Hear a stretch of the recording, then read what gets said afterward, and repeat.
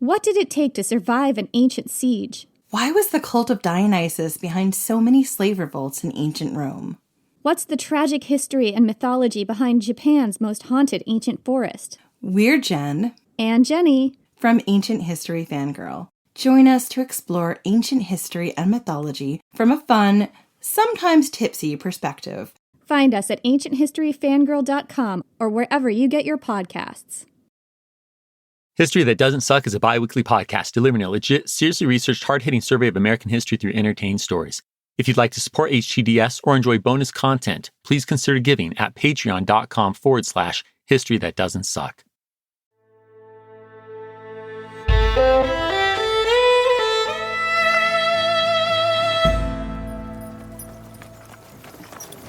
It's late in the afternoon, June 6th, 1900. Carrie Nation is seated in her buggy, the reins in her hands, but it's her horse, Prince, that's leading the way on this dusty Kansas road just north of the state line with Oklahoma. You heard me right.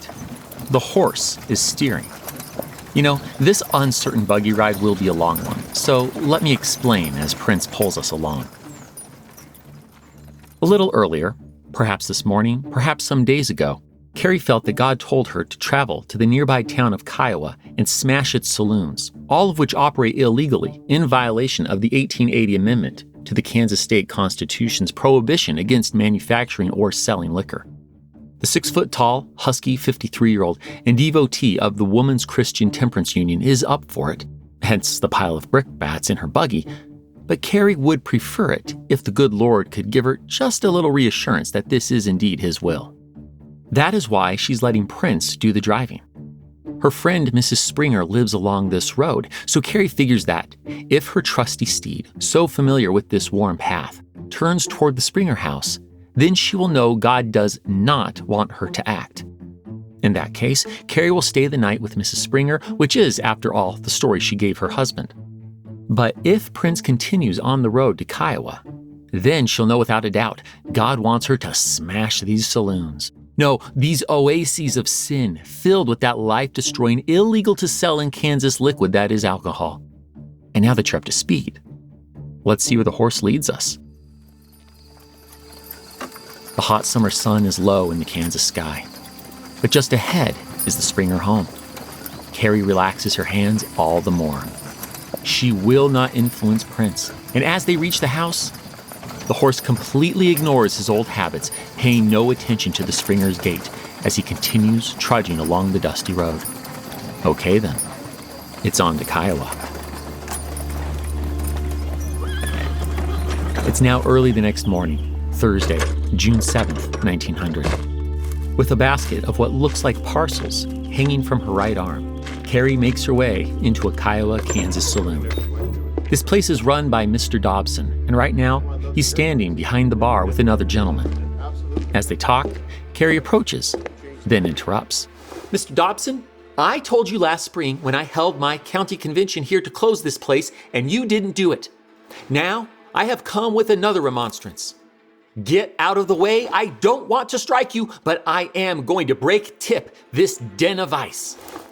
And with that, Carrie reaches into her basket, grabs one of her parcels, which are actually wrapped up pieces of bricks, and hurls it at the mirror behind the bar. Cracks shoot across the mirror as the brick hits its mark, then falls, crashing down on the glass bottles of spirits below. In absolute shock, Mr. Dobson and his friend back into the corner as the towering, powerfully built woman grabs and throws another brickbat, then another, and still another. She then heads to several other saloons and does the same thing. Eventually, she comes to a place owned by Bill Lewis. Carrie locks eyes with the employee at the bar and bellows at him. Young man, come from behind that bar. Your mother did not raise you for such a place. Carrie then reaches for a truly large brick. She throws it with all her might at the gorgeous, ornate, and massive mirror behind the bar. It slams into this work of art, then falls down, shattering bottles below. Yet incredibly, the mirror remains intact. And Carrie is out of bricks. Disappointed but not undaunted, Carrie casts her eyes about and takes note of the billiards table on which rests exactly one ball. The woman of faith exclaims, Thank God. She grabs the ball and slings it at the undoubtedly expensive mirror. Carrie doesn't only crack it, she puts a hole right through it. Stepping outside, the vigilante temperance fighter finds that Kiowa's remaining saloons have locked their doors, while locals have poured into the street, expressing their shock and dismay at what she has done. That's fine. Whatever they think, no one can shake Carrie of her conviction that alcohol is the devil's drink, and today, she's done the Lord's work by enforcing the Kansas Constitution. Walking into the middle of the street, standing taller than nearly all, she boldly challenges the citizens of Kiowa. I have destroyed 3 of your places of business, and I have broken a statute of Kansas. Put me in jail. If I am not a lawbreaker, your mayor and councilmen are. You must arrest one of us, for if I am not a criminal, they are.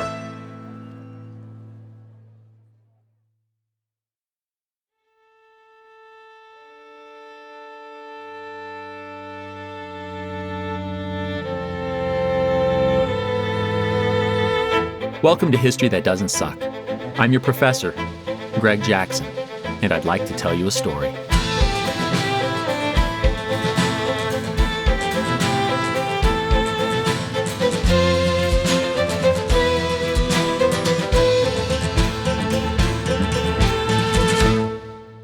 That June day in Kiowa was only the beginning of Carrie Nation's saloon busting.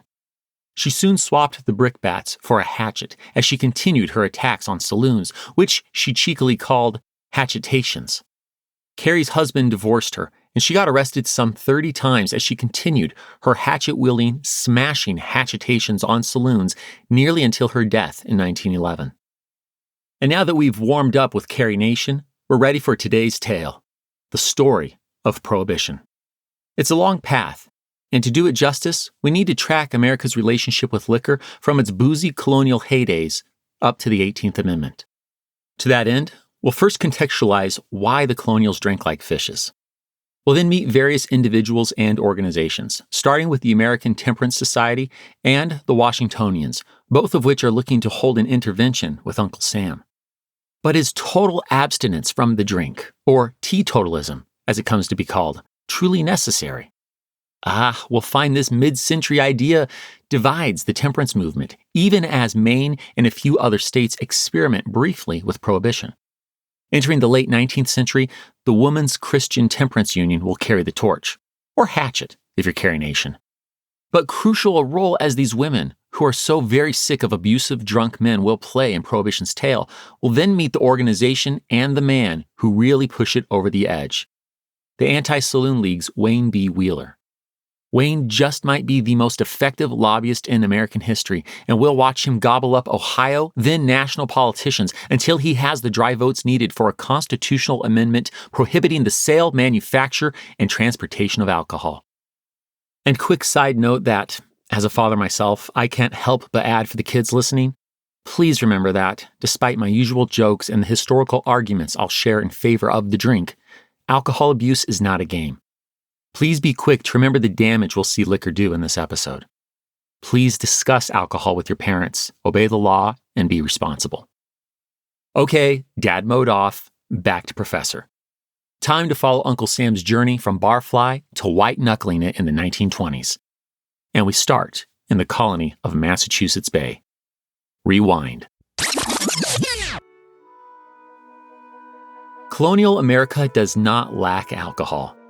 As the Puritan flagship, the Arabella, makes the transatlantic voyage from England to the Massachusetts Bay Colony in 1630, the vessel is carrying 10,000 gallons of wine and 3 times as much beer as water. And although Harvard President Increase Mather warns a few decades later against the excess of drinking, he clarifies that, quote, "Drink is in itself a good creature of God," close quote. Of course, I trust that you remember from the earliest of HTDS episodes the ubiquitousness of Madeira wine in colonial America, the Coca-Cola of the era, as I put it, and further recall the impact of the 1764 Sugar Act on New England's 159 commercial rum distilleries, all so very dependent on imports from Caribbean sugar plantations. Yes, rum plays its role in the Revolution, particularly with the Army. According to one British surgeon visiting with New England forces in 1775, Without New England rum, a New England army could not be kept together. They drink at least a bottle of it a man a day. Seems the spirit of '76 isn't the only spirit on America's lips as we enter the Revolutionary era. John Adams begins each day with a glass of hard cider. James Madison goes through a pint of whiskey daily. Thomas Jefferson is America's original wine snob. As John Adams complains to his diary after one dinner with TJ, there was, as usual, a dissertation upon wines. Meanwhile, George Washington's whiskey distillery is, by the end of his life, one of his most lucrative endeavors at Mount Vernon. And of course, there's the legendary September 14th, 1787 City Tavern Bar tab that I told you about in episode 15. Though not run up exclusively by Philadelphia Convention delegates, they likely represent their fair share of the 55 gentlemen toasting the near completion of the Constitution that night. They raised quite a few glasses to the Union. 45 gallons of alcohol, to be exact. But to be clear, these A-lister founders are the era's moderate drinkers. Luther Martin is the founding father who will drink you under the table. Historian Richard Beeman speculates that Luther may have been drunk while speaking at the Constitutional Convention, and it's further alleged that Luther is so plastered while arguing before the U.S. Supreme Court during Fletcher v. Peck in 1810 that Chief Justice John Marshall adjourns to let the brilliant but buzzed lawyer sober up. Luther Martin just might be America's original high-functioning alcoholic. Okay, Luther really just sounds like an alcoholic. So why isn't his drinking a career-destroying scandal? Well, he's a heavy drinker, but this is a time of heavy drinking. Englishman Frederick Marryat recalls booze being everywhere during his 19th century travels in the U.S. If you meet, you drink. If you pot, you drink. If you make acquaintance, you drink. If you close a bargain, you drink. They quarrel in their drink, and they make it up with a drink. They drink because it is hot. They drink because it is cold. If successful in elections, they drink and rejoice. If not, they drink and swear. And the habit is only growing. By 1830, Americans 15 years old and up consume an average of 7 gallons of pure alcohol per year. That's about 3 times the rate of 21st century Americans. Sounds like Uncle Sam needs an intervention, but hang on. Let's get some context on what's driving these early Republic drinking habits. First, booze is medicinal. Suffering from scurvy, headaches, sore muscles? You need a beer, my friend. Ladies giving birth? Epidurals don't exist yet, but rum mixed with milk does. Arthritis? Snakebite? Rye whiskey it is. Alcohol is also more reliably clean than water, and although Americans in the colonial era and early republic know about boiling water, hence the popularity of tea and coffee, surplus grain production makes whiskey cheaper than these hot drinks in the early 1800s. Well, if you're a typical American and on a budget, buzzed is better than dead from dysentery, but good God. No wonder historian W.J. Rohrbaugh's book on this era of American history is titled The Alcoholic Republic. Medicine and economics aside, these early generations of Americans are aware of the dangers of alcohol. They see the early deaths, addiction, illness, and bad to downright violent choices many make under the influence. That's why the Puritans and so many founding fathers are fans of moderation with alcohol, an idea that some begin to call temperance. It's an idea that the Quakers, who seem to be ahead on everything, start encouraging as a group before we even reach the 1800s. In fact, it's a Quaker-rooted Declaration of Independence signee, Dr. Benjamin Rush, who publishes the first temperance pamphlet in 1784. Titled An Inquiry into the Effects of Ardent Spirits Upon the Human Body and Mind, the good doctor argues that fermented beverages like beer and wine are not an issue, but distilled spirits, the hard stuff, they are, and these should be regulated by the government. That message doesn't really land, though, until the early 19th century's Industrial Revolution. The new, emerging urban lifestyle makes home and work 2 separate arenas, the first female, the latter male. Leaving the factory after a hard day, workmen stop by the saloon for drinks with the boys. Some blow all of their pay. Some go home drunk and turn to domestic violence. Public drunkenness is up. Employers worry about the sobriety of machine workers. In this environment, temperance societies pop up. Most are tied to churches. No surprise, this era is also the Second Great Awakening. And the most prominent of these is the American Temperance Society, which is founded in 1826. With revivalists traveling from town to town to spread the temperance gospel, it has over 1.5 million members by 1835. Like most of society, the ATS believes that drunkards, those we would call alcoholics, are beyond hope, and focus on convincing those not addicted not to drink. At all, in fact.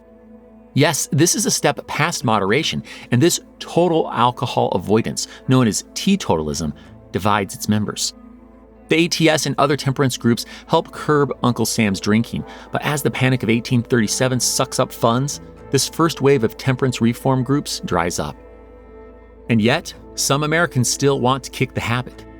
That's what drives 6 men in Baltimore, Maryland, to found their own group in 1840, naming the organization in honor of our moderate drinking but never wasted capital F founding father, George Washington. The Washington Temperance Society, or Washingtonians, meets frequently so its members can discuss both their failures and temptations with the drink. The group spreads quickly, and just a year later, they're sending out missionaries of their own, this time to help the drunkard. It's March 23, 1841. We're at the Green Street Methodist Church in New York City as a countless stream of men make their way into this house of God. Perhaps they just want out of the rain on this gloomy day, but that doesn't matter to John Hawkins. He's traveled from Baltimore to the Big Apple to save souls from alcohol, and by God, he'll take the audience however he can get it. This is New York City's first official meeting of the Washington Temperance Society. With everyone seated, John Hawkins makes his way to the podium. The 43-year-old Washingtonian with flowing hair and a strong jaw announces to the crowd that he is a reformed drunkard. He recounts how, as an apprentice to a hatter for 8 years, he became accustomed to daily drinking, but it all changed for him last June. As John says, "The first 2 weeks of June, I averaged, it is a cross to acknowledge it, as much as a quart and a pint a day. That morning, I was miserable beyond conception and was hesitating whether I should live or die. My little daughter came to my bed and said, 'I hope you won't send me for any whiskey today.' I told her to go out of the room. She went, weeping. I wounded her sorely, though I had made up my mind I would drink no more. I suffered all the horrors of the pit that day, but my wife supported me. She said, 'Hold on, hold on.' Next day, I felt better. Monday, I wanted to go down and see my old associates who had joined the Washington Society. I went and signed. I felt like a free man. If there is a man on earth who deserves the sympathy of the world, it is the poor drunkard." Suddenly, a man in the crowd shouts to John, "Can I be saved? I am a poor drunkard. I would give the world if I was as you are." John yells back, "You can be, my friend. Come down and sign the pledge, and you'll be a man." With the aid of 2 others in the audience, the man is brought forward to the altar of the church, where he signs a pledge. Then others come forward. With the assurance of a supportive friend group, they all sign the Washingtonian pledge to drink no more. 10% of Washingtonian members are reformed or reforming drunkards. I suppose we could say they are something of a predecessor to the 20th century's Alcoholics Anonymous, even if the two aren't related.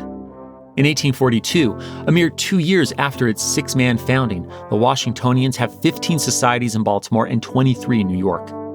Spreading west, a gangly Illinois politician by the name of Abraham Lincoln doesn't join the Washingtonians, but he does speak at their events. They provide much assistance to their members, be that a shoulder to cry on, sharing a laugh, or even bail money. But just a year later, the Washingtonians hit their peak. Between lack of organization, perceived bad blood between members and religion, and new societies like the Sons of Temperance taking up the charge, the Washingtonians fade away, as do their methods. The focus on reforming the individual drops as more Americans come to view drunkenness not as an individual issue, but as a societal one that requires government intervention. Meanwhile, temperance also finds a voice in the arts in the 1830s and 40s. In the 1830s, more than 12% of American novels engage with temperance. Edgar Allan Poe's 1843 short story, The Black Cat, is the tale of a violent, animal and wife-killing alcoholic.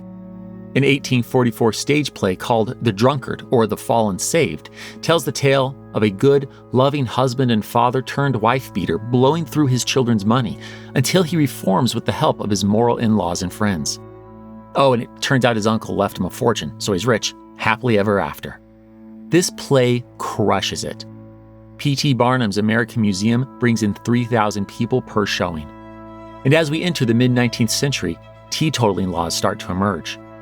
In Portland, Maine, Mayor Neal Dow convinces the state legislature to outlaw the sale or production of alcohol in 1851. Mainers can only have alcohol now for medicinal purposes. The Maine Law, as it's known, is the first state-level prohibition law in the nation, and a dozen other states soon follow suit. But these laws won't survive the decade as temperance comes up against other social issues. Temperance is mixing with xenophobia, as some merely want to stick it to alcohol-consuming immigrants from Ireland and Germany. In fact, Mayor Neal Dow hates the Irish, and in 1855, a 3,000-strong crowd filled with Irish who know they're his targets riot against his Maine Law. And while abolitionists often support temperance, Republican leaders prioritize defeating slavery over defeating alcohol. Yet, temperance soon finds a new champion in America's middle-class women. As the fight for women's rights picks up, women like Elizabeth Cady Stanton become involved in other social issues, ranging from fighting slavery to temperance. The impetus for the latter, of course, is stopping alcoholic husbands from wasting family money and beating their wives and children. Elizabeth and others organize and speak against the drink, but as we know from episode 119, American women are well aware that words aren't always sufficient. Sometimes you have to act. It's the evening of December 23rd, 1873. A crowd of women and men have gathered in Hillsboro, Ohio's music hall to listen to noted Bostonian physician Diocletian Lewis give another temperance lecture. The good doctor, or Dio, as he's known, is riding a bit of a high after two of his recent speeches in New York inspired the whole congregation to confront local saloons. And now, Dio will see if he can light the same fire in Ohio. The bearded Bostonian describes his childhood, memories of his father stumbling home intoxicated, his mother praying for his father's redemption. Dio breaks hearts recounting his time working 10 to 14 hours per day in a cotton mill at the tender age of 8 just to keep the family afloat. But then, redemption came. In 1830, his mother led a band of women on a crusade against the saloons of Auburn, New York. The saloons closed, and his father was saved. Dio encourages these Ohio women to follow that example, exclaiming, "Ladies, you might do the same thing in Hillsboro if you had the faith." More than 75 women stand. They will do it. The men stand and agree to support the women. It starts tomorrow. It's 10 o'clock the next morning, December 24th, 1873. Christmas Eve. Last night's group and a few others have reassembled inside the tall, brick Presbyterian church. Everyone is dressed in black. Some have their doubts. But Eliza Thompson steps up. Known affectionately as Mother Thompson, this fair-featured 57-year-old lifelong Hillsboro resident lost her son Alan to drunkenness. She wasn't at the meeting last night and wasn't on board at first, but fortified by her reading of the 146th Psalm this morning, she's ready to do what she can to spare another parent her grief. Mother Thompson shouts to the gathered women, "Let us form in line 2 and 2, and let us at once proceed to our sacred mission, trusting alone in the God of Jacob." The women form ranks, then march out of the church and into the streets of Hillsboro as Mrs. Cowden, Presbyterian minister's wife, leads them in singing a hymn. Trudging through the mud and snow, the women push past their astonished husbands and into Dr. William Smith's East Main Street drugstore. Once inside, Mother Thompson instructs Mrs. Milton Boyd to read the pledge.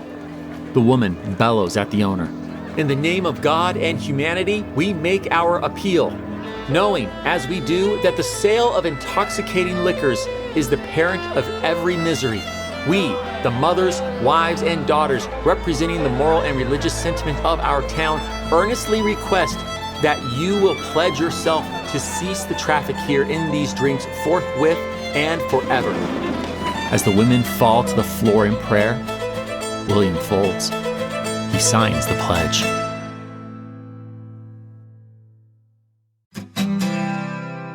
This year is the 35th anniversary of a historic invention, the World Wide Web.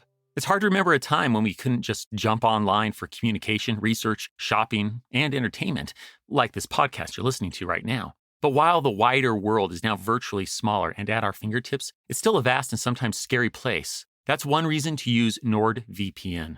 NordVPN allows you to access the web via a virtual private network, which protects your private data like bank details, passwords, and online identity. NordVPN also has a threat protection feature to protect you from viruses, malicious malware, and phishing sites. I especially appreciate the added security during summer travel. I turn on NordVPN before using any public Wi-Fi network. To get the best discount off your NordVPN plan, go to nordvpn.com/HTTS. This link will also give you 4 extra months on the 2-year plan. That's secure internet surfing and peace of mind for as little as $3 a month. Plus, there's no risk with Nord's 30-day money-back guarantee. Just go to nordvpn.com/HTTS.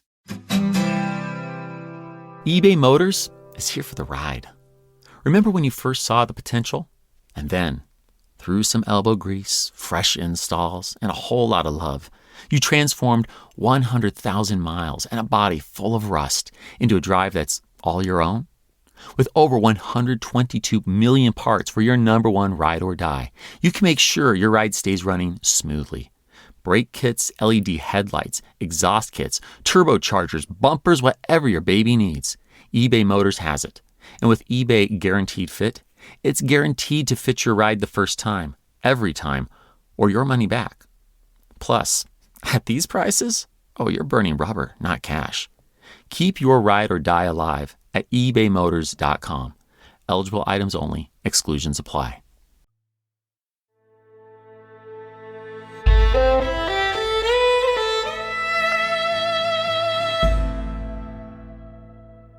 Between the winter of 1873 and the spring of 1874, the number of women going on the offensive against alcohol by marching and directly confronting saloons, on the Women's Crusade as it comes to be known, grows faster than Dr. Diocletian Lewis can lecture. These marching, hymn-singing temperance crusaders have their successes, but experience plenty of backlash too. In Ashland, Nebraska, opponents throw paint at the women. In Carthage, Missouri, it's rotten eggs. In Yorksville, Ohio, it's bricks. In Cleveland, Ohio, a mob attacks the crusaders, injuring 2 women, a male supporter, and a policeman. In Elkhart, Indiana, 100 rioters confront 50 crusaders, dousing the women in booze and striking one with a wooden box. The women respond by returning the next day 100 strong, and by the end of the week, 200 women are marching. Sounds terrifying, but for these women, it's less terrifying than the alternative of living with fist-throwing inebriated men. See, even as beer overtakes distilled spirits as America's alcohol of choice, drunk husbands abusing their wives and children remains a huge problem, and these ladies have had enough. They're fighting back against the saloons pocketing their husbands' wages. They want to put an end to careless, inebriated men physically and sexually abusing them. And frankly, challenging saloons like this is as good a course as any. Few women have the vote in 1874, only those in the territories of Wyoming and Utah, nor is divorce legal in all circumstances. Even when it is legal, the cost and the doubts of financial support for a woman and her children after divorce make it a terrifying prospect. Helen Sparrow describes some of these very real alcohol-fueled fears and challenges as she serves as the spokeswoman for 6 crusaders on trial in Portland, Oregon. These evils, Your Honor, are not in far-off lands, but at our own doors, as that wife can testify, who, a few months since, went to a prominent saloon in this city and pled with the proprietor to sell her husband no more liquor, as her life was in danger whenever that husband came home under its influence. And she was coldly told, "Oh well, if I do not sell him liquor, someone else will." Or that other wife whose husband can go to his home to make it such a hell upon earth that the children must be sent from the house and the wife remain in terror of her life. Such instances are not rare, and it is on behalf of these suffering sisters that we act. The jury have kindly recommended us to mercy. We ask no mercy, we demand justice. Unlike the movements before them, these women won't fizzle out. The Crusaders organize, and by the end of 1874, they become the Women's Christian Temperance Union, or the WCTU. Under the leadership of its second president, Frances Willard, the WCTU spreads nationwide, from the biggest cities to Indian reservations, even to the far north in Alaska. And these ladies are upping their game. They aren't just taking the saloons to task. They're calling for cities and states to prohibit the sale of alcohol entirely. They also take the battle to education. Check out these math questions from an 1880s textbook, courtesy of the WCTU. A. If a family spends 15 cents a day for beer, how much is expended in 4 weeks? B. How many loaves of bread at 10 cents a loaf could be bought for the same money? I'll save you the time. The answer to A is $4.20, and for B, it's 42 loaves of bread. These same textbooks declare that a single sip of alcohol leads to irreversible damage and a quick death. And all of this is working. Saloons and brewers alike watch their profits and reputations plummet. But unlike Joan Jett, the beer industry does give a damn about its bad reputation. Large brewing families and companies like Anheuser, Busch, and Pabst go on a desperate PR campaign. They decide to make their case to America on its 100th birthday at the 1876 Centennial Exhibition. It's May 10th, 1876. We're among the over 180,000 people packed into the 285-acre fairgrounds at Fairmount Park in Philadelphia, Pennsylvania, for the Centennial Exposition. It was 100 years ago this very summer that the Second Continental Congress declared independence, and now Philly is hosting this exceptional World's Fair. Beautifully laid out next to the Schuylkill River, it includes over 200 buildings with displays from over 50 nations and colonies, all powered by the 40-foot-tall giant coreless steam engine in Machinery Hall. Unfortunately, Alexander Graham Bell's demonstration of his new telephone won't be here until June, and Auguste Bartholdi's 40-foot-tall arm and torch from his Statue of Liberty won't be here till August. But don't let that discourage you. There's so much to see right now. We have the 35-acre occupying main hall, literally the largest building ever constructed at this time. We could check out some new inventions, like typewriters or Band-Aids, or maybe try some new foods, including Heinz ketchup, Hires root beer, or this exotic newly imported fruit, the banana. Tell you what, President Ulysses S. Grant's speech isn't until later, so let's kill some time by grabbing a few drinks at the Brewers Building. Stepping inside the beautiful two-story, heavily windowed structure, we're first greeted at the north entrance by a statue of King Gambrinus, the jolly, whimsical German who, according to folklore, gifted the world with lager beer. He sure looks happy. Maybe lager is good for what ails ya. Continuing on, we encounter a medallion on display telling us that, quote, in the year 1863, 1,558,083 barrels of beer were brewed in the United States.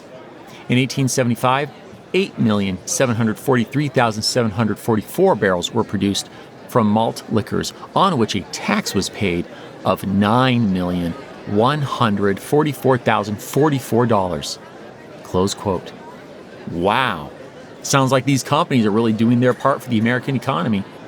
These brewers must love America. No wonder we saw a big U.S. flag flying atop the cupola as we walked in. And look at this bottle display of Pennsylvania colony founder William Penn's brewery. My goodness, who knew brewing had such American, such colonial heritage?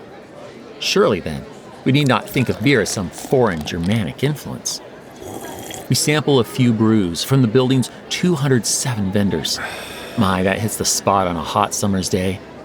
But as we do, one vendor with the Malt Liquor Committee hands us a booklet. Flipping through it, we read that brewing is, quote, an art, science, and industry that either from ignorance or prejudice has many enemies. Close quote. As we continue reading, the pamphlet reaffirms what these kind vendors kept saying, that American brewers provide a drink that consists of clean water, only 3.5% alcohol, and is made with the same ingredients as bread.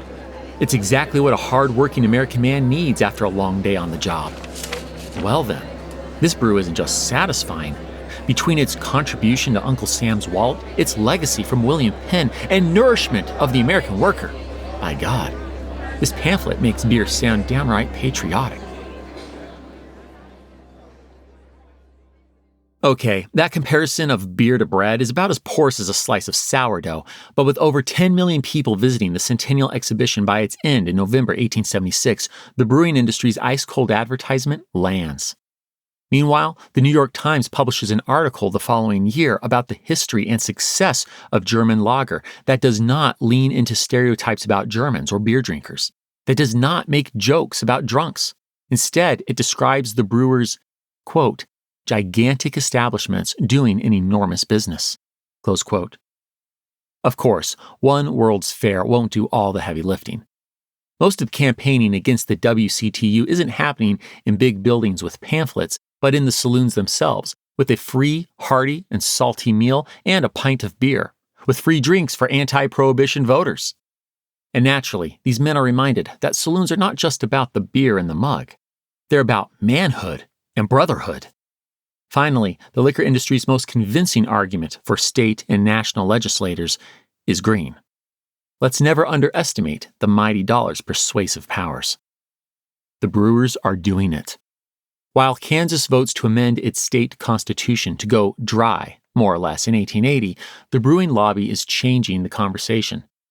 To quote historian Jeffrey R. Hankins, by the late 1880s, German brewers had shifted the alcohol debate from an emotional crusade to an objective and scientific study. They advocated lager beer as a way to decrease American drunkenness and increase the morale of an industrializing workforce. Beer was now called a national drink. Close quote. And let's not forget that last point. Though of German origin, these brewers are pouring their lager into the American melting pot.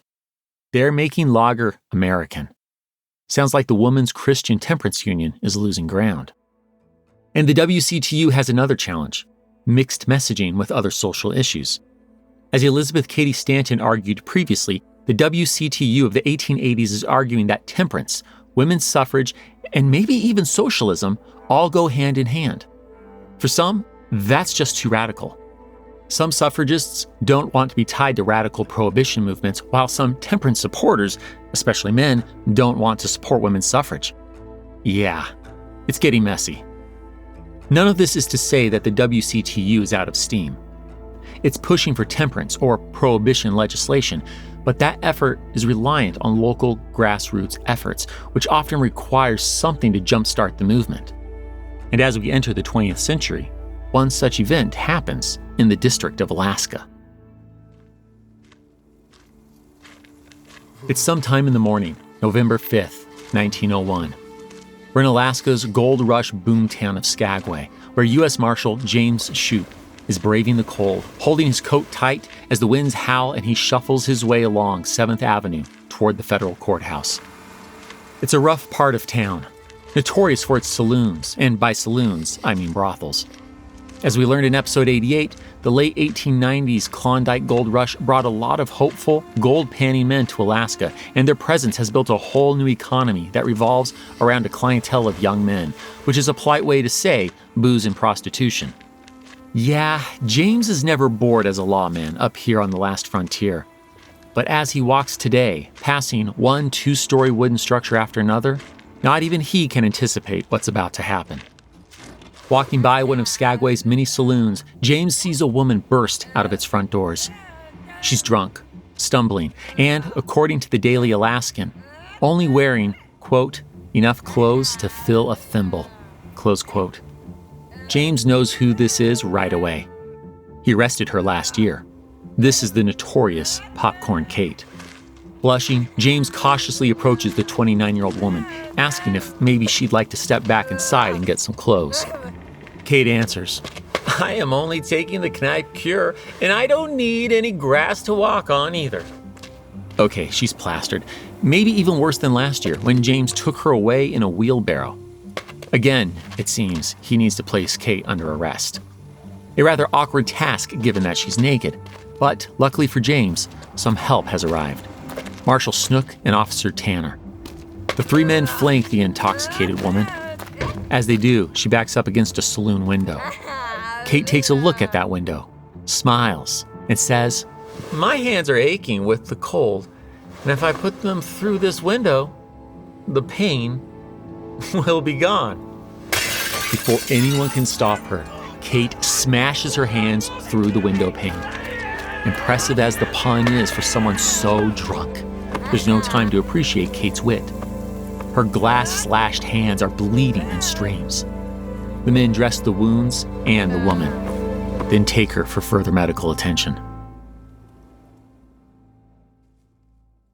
Popcorn Kate, or Maggie Marshall to use her real name, spends the next 15 months sobering up in the Skagway jail. Now, as we know from episode 88, Skagway, Alaska has been free from the rule of notorious gangster and con man Soapy Smith ever since he got gunned down a few years back. Yet, even with him gone, it's clear that the town is entering the 20th century without having shed its rough boom town and frontier ways of gambling, prostitution, and saloons. But the Women's Christian Temperance Union is ready to help Skagway overcome all three of those vices. The WCTU will win on this issue, but it will take well over a decade. Specifically, after women in Alaska gained the right to vote in 1913. That's quite a wait. And as we enter the 20th century, those pursuing prohibition hardly think that waiting or counting on women's suffrage across the nation is the answer. There has to be a faster way, one that perhaps is a little less inflammatory than Carrie Nation's hatchet, too. And that is where the Anti-Saloon League comes in.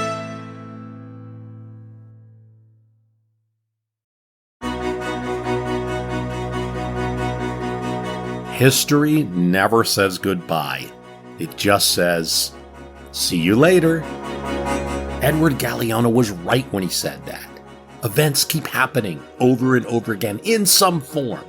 And that's the reason I produced the podcast, My History Can Beat Up Your Politics.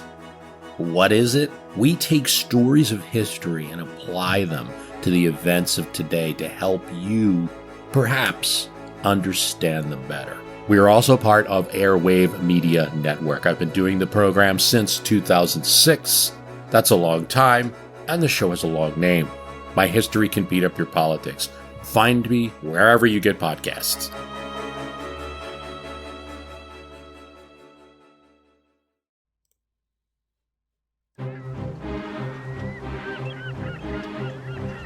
Hello, this is Matt from the Explorers Podcast. I want to invite you to join me on the voyages and journeys of the most famous explorers in the history of the world. At the Explorers Podcast, we plunge into jungles and deserts, across mighty oceans and frigid ice caps, over and to the top of great mountains, and even into outer space. These are the thrilling and captivating stories of Magellan, Shackleton, Lewis and Clark, and so many other famous and not so famous adventurers from throughout history. So come give us a listen. We'd love to have you. Go to explorerspodcast.com or just look us up on your podcast app. That's the Explorers Podcast.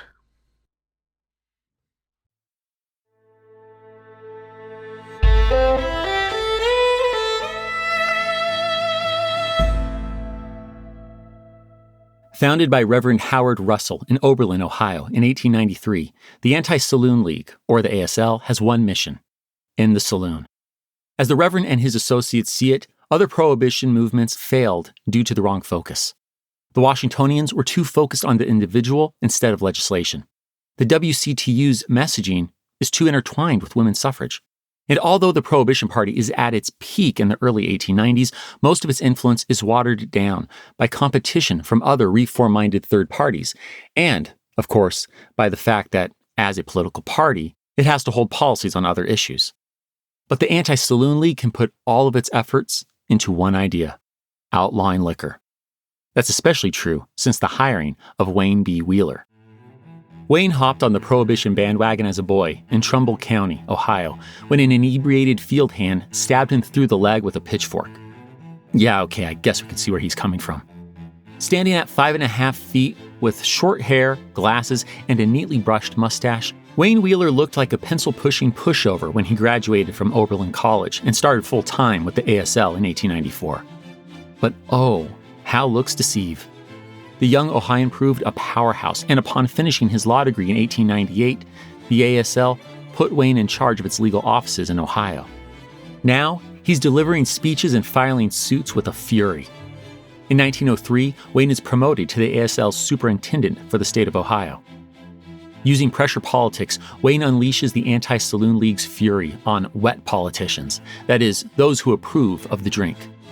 It's beyond effective at drying up the state legislature.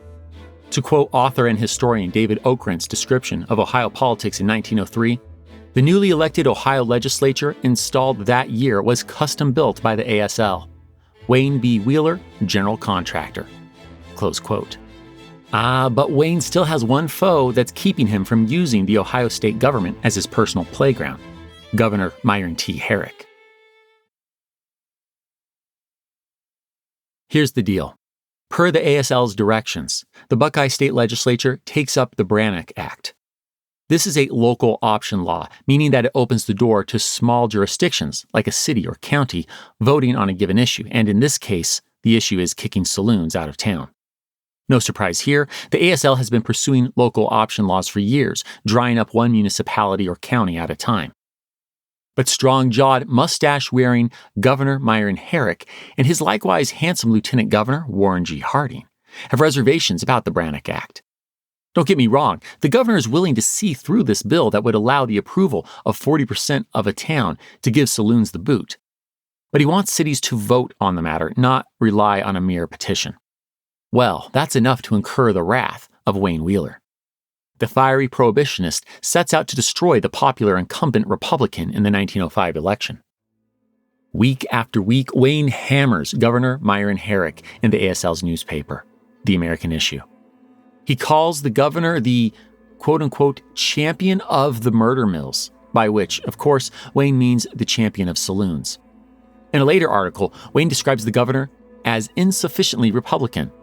To quote him, "If the whole blasted gang of political parasites in Ohio, we mean Cox, Dick, Herrick, and their tools, are not all fired out of public life, all fired quick, the state will deserve the doom that is inevitable and that is now well on its way. No decent Republican will lose his standing in the party because he fails to vote in 1905 to perpetuate the reign of these fellows." Close quote. Meanwhile, the scrappy ASL leader oversees the distribution of over 75 million pages of attack ad literature and arranges for 3,000 public meetings assailing the Republican incumbent governor as the allegedly wet candidate. Wayne also sees to it that the ASL backs Democratic challenger John Pattison, describing him as, quote, "a high-grade, conservative Christian man who has always stood for the best things in our state and national life." Close quote. Governor Myron Herrick has to go on the defensive. In an October speech, he warns Ohio voters of the ASL's power, saying that, "No one attempted to boss me but the leaders of the Anti-Saloon League, and now they have gone to the other side."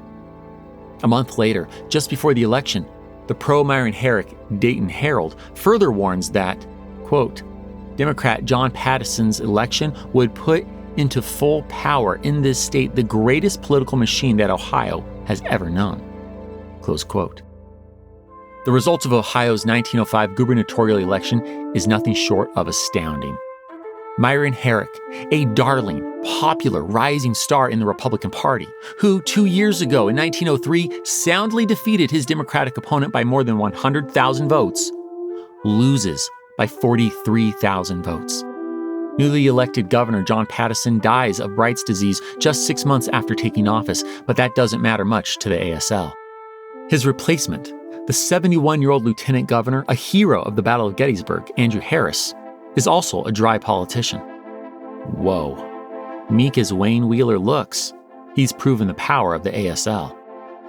Wayne writes to his board of directors that, "Never again will any political party ignore the protests of the church and moral forces of the state." And he's right. No Ohio politician dares to dance with Wayne or the ASL after this. 2 years later, in 1908, Wayne reports that 60% of Buckeyes live under dry legislation. Impressive. The Anti-Saloon League is relentless, ruthless even, as it dries up the nation, one city, one county, and one state at a time. The ASL has its natural allies, like the Women's Christian Temperance Union, and wealthy teetotalers, like oil tycoon John D. Rockefeller. But the organization will work with pretty much anyone. It has no boundaries. In the South, the Anti-Saloon League sells Prohibition to black voters as a way to prove their devotion to Booker T. Washington's principles, while simultaneously selling Prohibition to white segregationists as a mechanism for controlling black neighborhoods. That's right. The ASL has no issue working with the NAACP or the KKK.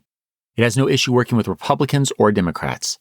It will do anything to advance Prohibition. And so, the ASL successfully leads the charge in spreading Prohibition from one state to another. By 1916, Prohibition exists in 16 separate states. Meanwhile, other developments across the 19-teens opened the door for a national move.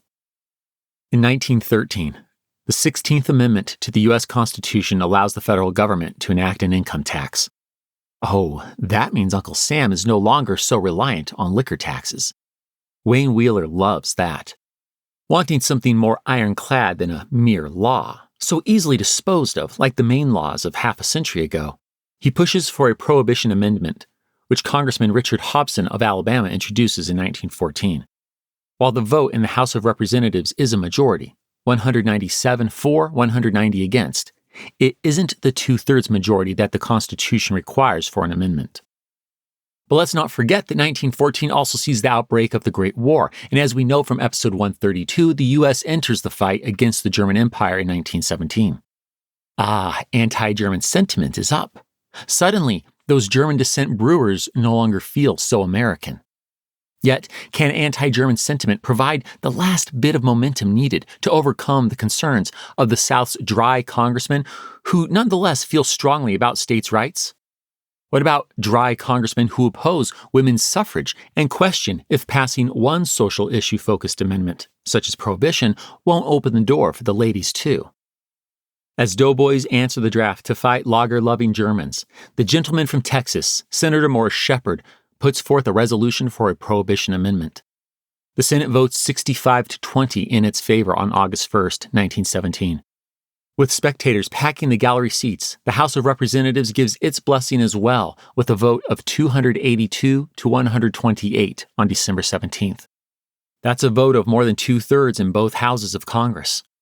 At this point, if 3/4 of the several states ratify it, and do so within 7 years, only because Congress is imposing that deadline in this instance, this proposed amendment will meet the requirements of Article 5 of the U.S. Constitution.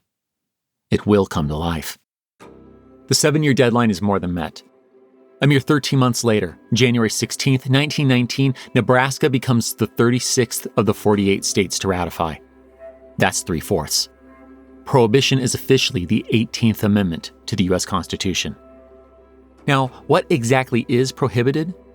That's all in the amendment's first section, which states that after 1 year from the ratification of this article, the manufacture, sale, and transportation of intoxicating liquors within, the importation thereof into, or the exportation thereof from the United States and all territory subject to the jurisdiction thereof, for beverage purposes, is hereby prohibited. So it isn't technically illegal to drink. It's the making, selling, and transporting of alcohol that's becoming unconstitutional. Sounds like a lot of good citizens are going to buy a lot of liquor over this last legal-to-buy year. And just to round it out, I'll mention that the amendment has 2 more articles. The second empowers Congress and the states to enforce the amendment by appropriate legislation, while the third contains that easily met 7-year deadline to ratify. Thus, the 1-year countdown to Prohibition begins. Drinkers binge, brewers mourn. Napa Valley vineyards rip out their grapevines and plant fruit trees. Finally, the day comes. Teetotalers gladly welcome alcohol's death. And for some in Virginia, that means a celebratory funeral. It's Saturday afternoon, January 17th, 1920, the first official day of nationwide prohibition, and the quickly built wooden temporary tabernacle on the corner of 20th and Granby in Norfolk, Virginia, is nearly bursting with attendees. 15,000 people in a space designed for 9,000. The reason is the speaker.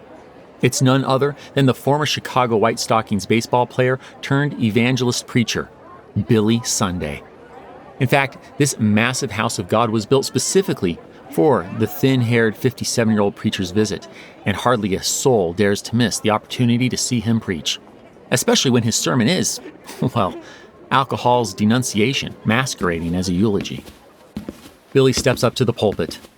As he does, the doors fly open, and 20 men, all dressed in costumes and led by one dressed as the devil himself, step inside, carrying a 20-foot-long black casket.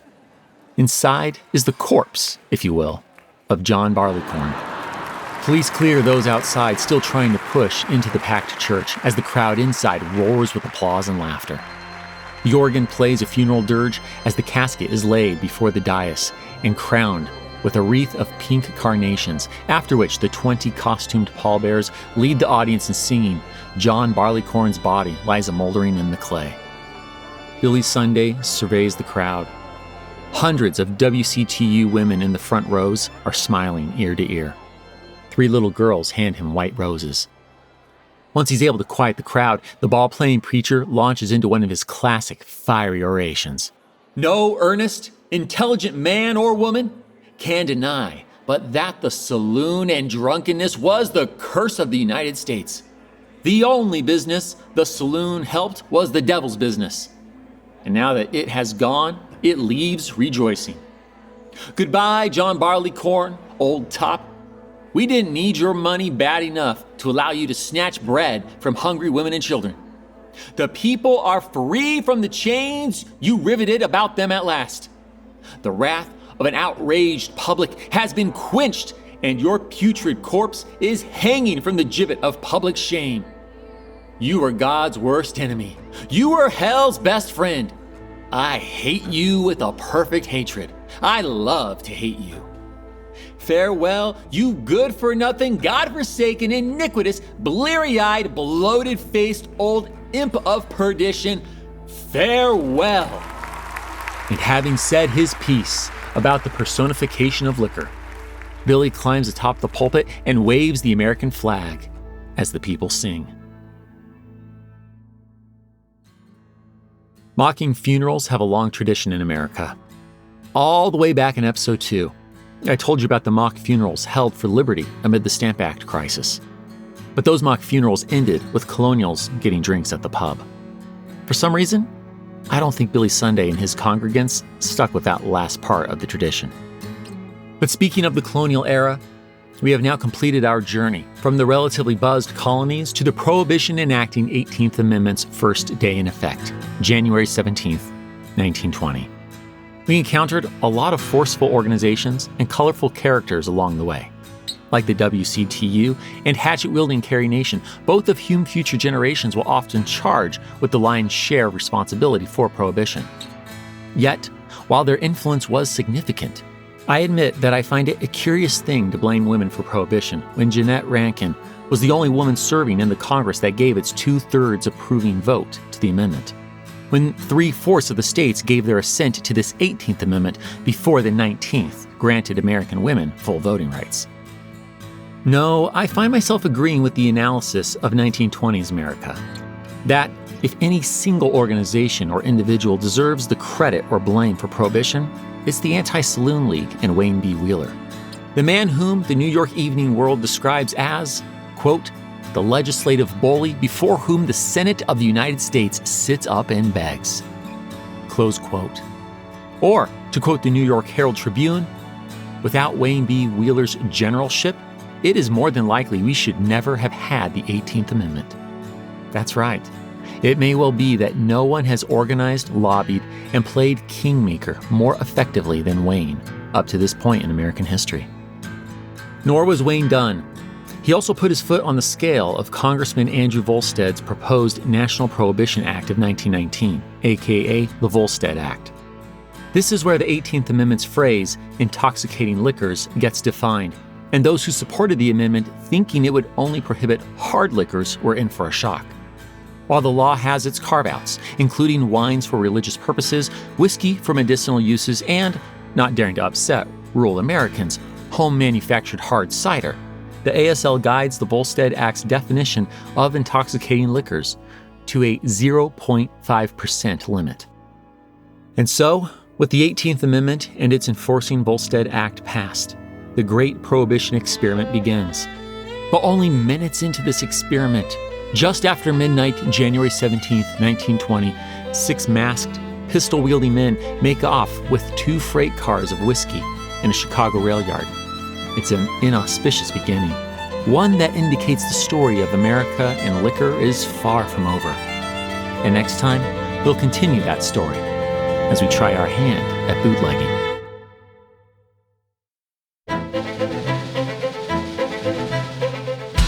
History That Doesn't Suck is created and hosted by me, Greg Jackson. Episode researched and written by Greg Jackson and Will King. Production by Airship. Sound design by Motley Bach. Theme music composed by Greg Jackson. Arrangement and additional composition by Lindsey Graham of Airship. For bibliography of all primary and secondary sources consulted in writing this episode, visit htdspodcast.com.